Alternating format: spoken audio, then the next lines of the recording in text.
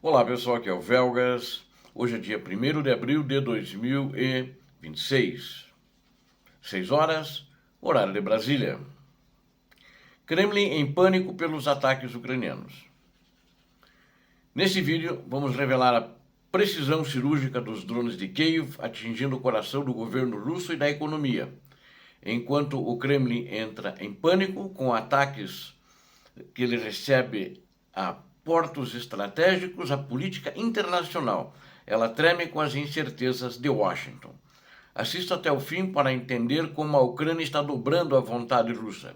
Inscreva-se no canal, deixe seu like, compartilhe e comente a sua visão sobre esta guerra e sobre essa virada tecnológica. Eu conto com vocês. Muito obrigado.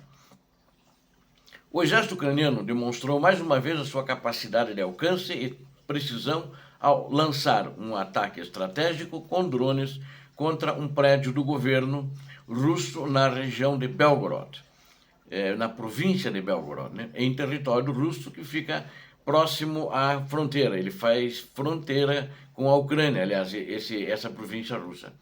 Ela faz fronteira ali com Kharkiv. As imagens, inclusive, foram confirmadas para o Estado-Maior das Forças Armadas da Ucrânia por satélite. E o próprio governador da região, o Vyacheslav Gladkov, mostrou e falou sobre as vulnerabilidades das instalações administrativas russas diante da tecnologia da Ucrânia. O momento exato em que o drone atingiu o solo, ele gerou uma explosão imediata que espalhou o pânico entre quem estava nas proximidades. Muitos foram vistos tentando fugir, correram desesperadamente da área, evidenciando que a guerra, antes distante para muitos cidadãos comuns russos, agora bate a porta de seus centros de comando e cai no centro das suas cidades, né, onde estão essas sedes de governo da Rússia.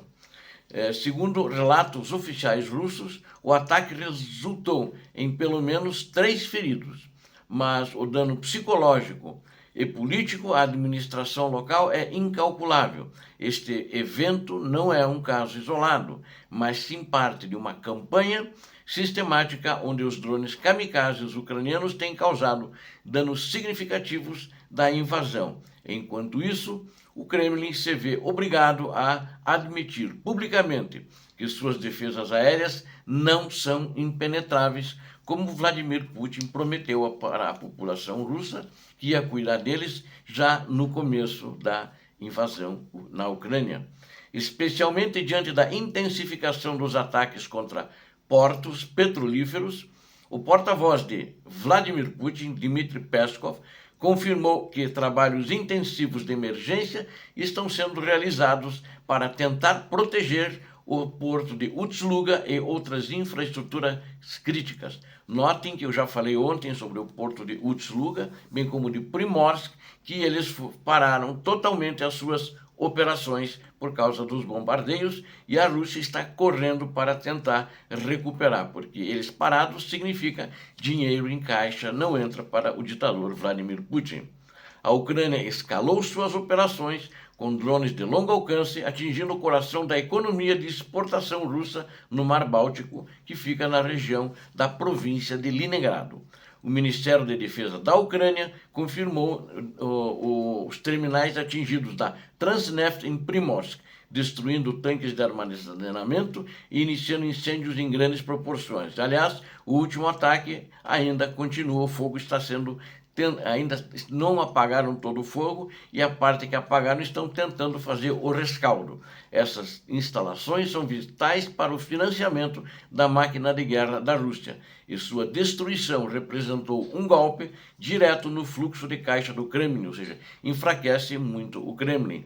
Mesmo com as tentativas russas de reforçar a segurança, o próprio Peskov admitiu que as medidas tomadas até agora não garantiram uma proteção total contra a engenhosidade da Ucrânia.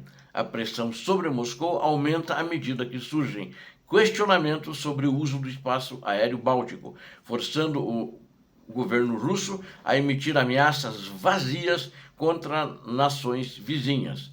No cenário diplomático, a situação se torna complexa com as declarações recentes vindas de Washington sobre o futuro da OTAN. Donald Trump, que está em guerra com o mundo, na minha opinião, né? Acho que é uma maneira até irônica de dizer isso, mas sem dúvida ele entrou em guerra com o mundo.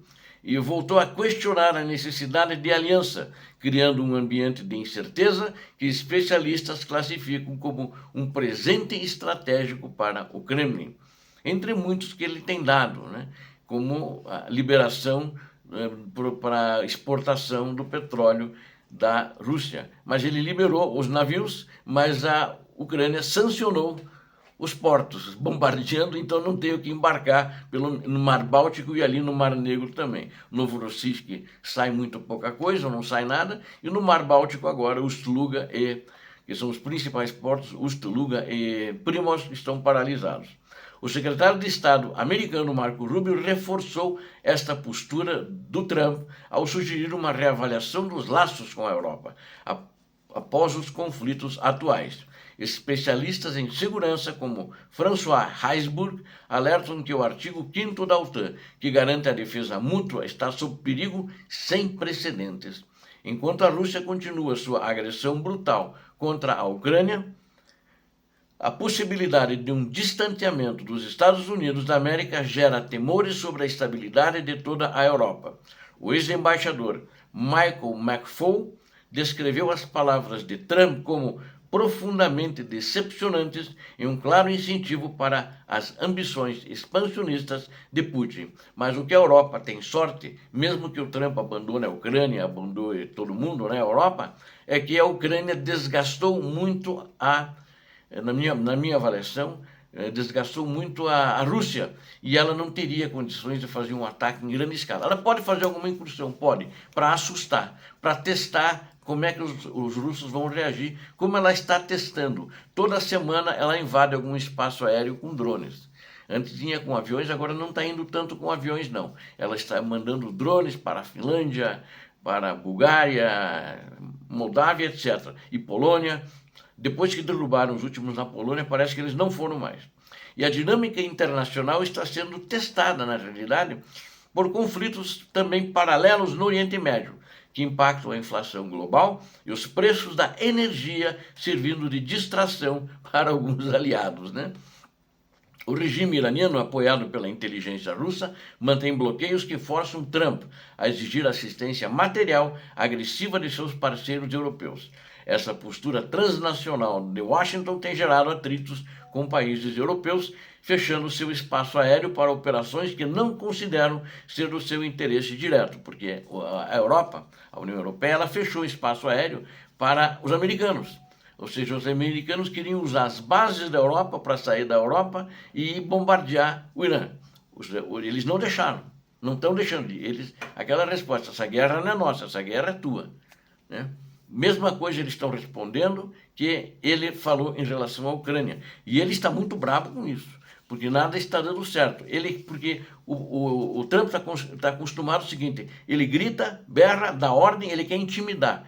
Ele quer ganhar na intimidação, e não no convencimento e não na negociação. O que ele está errado, né? Nunca foi assim. Entre aliados, qualquer nível de aliados, nunca é assim. Você tem que convencer. Você não concorda que aí vá sozinho. Ele foi sozinho. E ele está com problemas, está com problemas muito sérios. E ele não sabe se põe tropas no terreno ou não, apesar que ele já mandou para a região do Oriente Médio. Ele deve ter concentrado lá, com que já tinha, aproximadamente entre 40 a 50 mil militares para atuarem em terra. Só que ele está na dúvida, porque o cartaz dele dentro dos Estados Unidos, o nível de desaprovação dele, chegou a 57% agora, os últimos dias. O Marco Rubio tentou comparar a situação do Irã com a Ucrânia, alegando que os Estados Unidos contribuíram mais do que qualquer outro país para a defesa de Kiev. Sim, Biden contribuiu. O teu governo disse que não contribuiria. Isso é certeza. Essa declaração dele é pífia, né? No entanto, analistas apontam que a visão de Trump sobre a OTAN ignora o propósito histórico da aliança em prol de interesses puramente comerciais e imediatistas. há um risco real de que futuras decisões políticas em Washington resultem no desvio de armas, já adquiridas por aliados europeus, já pagas, inclusive, para a defesa do território ucraniano. Eles têm medo. Por enquanto, ninguém está desviando as armas. Estão indo para a Europa. Mas eles temem que isso possa vir a acontecer, principalmente se a situação fugir mais do controle lá no Oriente Médio. Por exemplo, o governo polonês, ele negou o empréstimo de lançadores Patriot para Trump para mandar lá para a região do Oriente Médio. Ele precisa, se acontecer alguma coisa na Europa, porque a Rússia está fazendo muita pressão, inclusive, que está invadindo com drones os outros países, né? Invadiu na Polônia, inclusive. E o Trump não gostou, que ele não vai mandar os lançadores Patriot, que são agora da Polônia. Embora o governo atual tenha reduzido as novas alocações de ajuda direta, o suporte de inteligência e o fornecimento de sistemas Patriot continuam sendo pilares para a defesa aérea ucraniana. Líderes europeus estão sendo orientados a não ceder a provocações do Trump e a focar no fortalecimento de suas próprias capacidades defensivas lá em Kiev.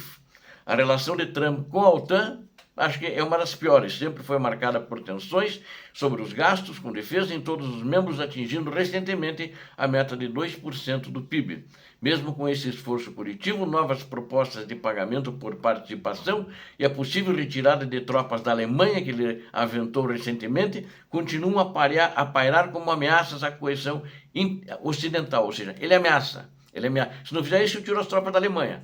Vou tirar da Lituânia. Da Lituânia, dali dos países bálticos, Lituânia, Estônia e Letônia, ele já disse que vai tirar, já no primeiro ano passado ainda. Ainda não tirou, mas disse que vai tirar. Então é uma retórica agressiva, é instável, vem de fora. A resiliência demonstrada pela Ucrânia no campo de batalha permanece como fator determinante para a segurança do continente. Então essa é a situação, né? A guerra moderna, na minha opinião, não se vence apenas com tamanho, mas com precisão e coragem. A Ucrânia provou que pode atingir os russos onde ele se sente mais seguro. E acabou lá com os postos de Ust-Luga e de Primorsk, né? Ou também lá no extremo oriente da Rússia também ele fez isso também.